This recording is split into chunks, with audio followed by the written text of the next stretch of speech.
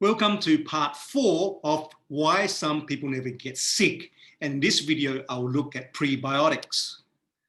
Prebiotics are defined as non-digestible food ingredients that may beneficially affect the host by selectively stimulating the growth and or the activity of a limited number of bacteria in the colon, obviously the good bacteria. First, to be effective, prebiotics must escape digestion in the upper gastrointestinal tract and be used by a limited number of the microorganisms comprising the colonic microflora. Prebiotics are principally oligosaccharides. They mainly stimulate the growth of bifidobacteria, for which reason they are referred to as bifidogenic factors. The following describes the various 8 oligosaccharides which are classified as prebiotics. Firstly, fructo-oligosaccharides, or FOS, typically refer to short-chain oligosaccharides comprised of D-fructose and D-glucose, containing from 3 to 5 monosaccharide units. And FOS is resistant to digestion in the upper gastrointestinal tract, and they act to stimulate the growth of bifidobacterium species in the large intestines. And it is marketed in combination with probiotic bacteria and in some functional food products. Secondly, inulins refer to a group of naturally occurring fructose-containing oligosaccharides. Inulin belongs to a class of carbohydrates known as fructans. They are derived from the roots of chicory and Jerusalem artichokes. And inulins are mainly comprised of fructose units, and they stimulate the growth of bifidobacterium species in the large intestines. Thirdly, isomalto-oligosaccharides.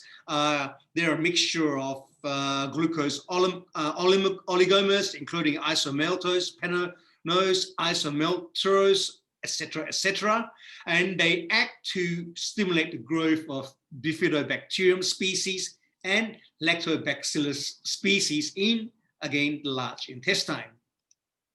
Lactilo is a disaccharide, analog of lactulose. Its pharmaceutical use is in the treatment of constipation and hepatic encephalopathy.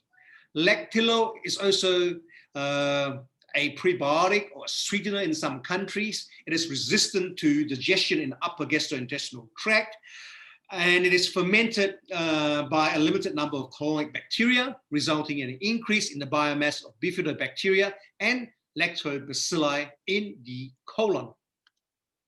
LACTOSUCROSE is a trisaccharide comprised of D-galactose, D-glucose, and D-fructose, and is resistant to digestion in the stomach and small intestine. It is selectively utilized by intestinal bifidobacterium species, resulting in significant induction of growth of these bacteria in the colon, namely the large intestines. Therefore, under physiological conditions, lactosucrose acts as an intestinal microflora as a growth factor for bifidobacterium species.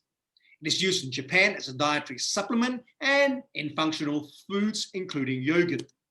Lactulose is a semi-synthetic disaccharide comprised of the sugars, the lactose, and the fructose. It is resistant to hydrolysis by human digestive enzymes. However, it is fermented by a limited number of colonic bacteria. This can lead to changes in the colonic ecosystem in favor of bacteria such as lactobacilli and bifidobacteria, which may confer some health benefits. PYRODEXTRINS. Pyrodextrins comprise a mixture of glucose-containing oligosaccharides that is derived from the hydrolysis of starch. Pyrodextrins have been found to promote proliferation of bifidobacterium species in the large intestine. They are resistant to digestion in the upper gastrointestinal tract. And lastly, soy oligosaccharides refer to oligosaccharides found in soybeans, and they're also found in other beans and peas.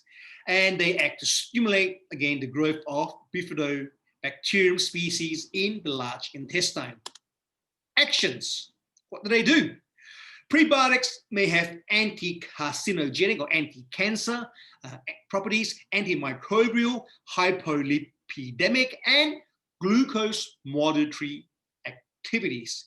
They may also have activity in improving mineral absorption and balance, and may have anti-osteoporotic activity. Probiotic bacteria are not normally found in the human intestine because it's introduced into the human intestine by ingestion. They also do not colonize well when introduced and are quickly eliminated. Therefore, prebiotic foods are vital to encourage probiotic organisms to survive and thrive in the human gut. Beneficial bacteria must constantly be introduced in the diet and fed proper food to encourage them to adhere or stick onto the intestinal wall rather than just passing through the digestive tract. This is important since there is a decided difference between the bacterial populations of vegetarians and meat eaters, which explains why vegetarians are less often ill than those who eat predominantly meat. The reason for this is that probiotic bacteria and the short-chain fatty acids that are produced by them restrict the growth and activity of less beneficial species. So this short-chain fatty acid produced by the probiotic bacteria inhibits or prohibits or limits the growth of the less beneficial species. In addition, the vegetarian intestinal tract discourages true effective and disease-causing bacteria and yeast because plant-based foods move out of the intestine more quickly than do animal products. I mean, they have a faster transit time. This crowding out of undesirable organisms is known as competitive exclusion, an action which promotes better gut integrity and function, increases immune system function, and improves calcium absorption and cholesterol maintenance. In fact, most of the energy required by the colon is provided directly by the short-chain fatty acids. I mean, the enterocytes that lines the colon needs energy, and it's provided by these short-chain fatty acids. If the colon does not have enough of them to meet its energy needs, there's a decrease in integrity and function will follow, resulting in various staph bowel disorders known collectively as irritable bowel syndrome or IBD. For those sufferers, the prebiotics most recommended are LACTOSUCROSE, oligofructose, inulin, bran, psyllium, and germinated barley foodstuffs. Health benefits of prebiotics. It's a mounting scientific evidence that symbiotic relationship between prebiotics and probiotics significantly contribute to health. Together, they have anti-carcinogenic activity, it means anti-cancer activity, have antimicrobial activity, may lower triglyceride levels, stabilize blood glucose levels, boost the immune system, help improve mineral absorption and balance, rid the gut of harmful microorganisms, and help prevent constipation and diarrhea. Sources of prebiotics.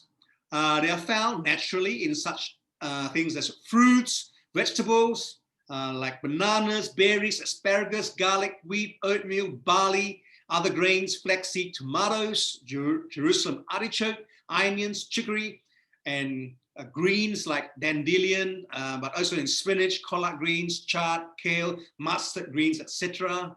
And legumes like lentils, kidney beans, chickpeas, navy beans, white beans, and black beans. And the list, I'm sure, is not exhaustive. So thank you for listening. The next video, I'll be sharing about probiotics. Thank you for listening.